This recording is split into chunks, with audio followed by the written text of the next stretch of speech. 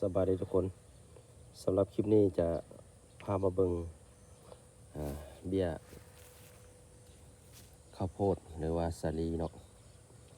ตัวนี้จะเป็นต้นกล้าของข้าวโพดหวานหรือว่าสาลีหวาน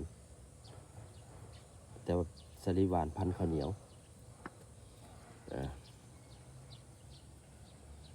ถือว่าต้นกล้าได้ประมาณอาทิตย์กว่าก็จะประมาณนี้ที่หน้านี่จะเตรียมลงแปลงแล้วทุกคน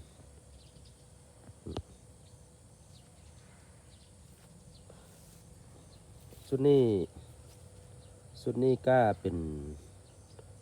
อยู่ที่2,000 ต้นเพื่อจะเอาลงแปลงนี่ต้นนี้ก็ถือว่างอกดีที่หน้าเตรียมลงแล้วทุกคน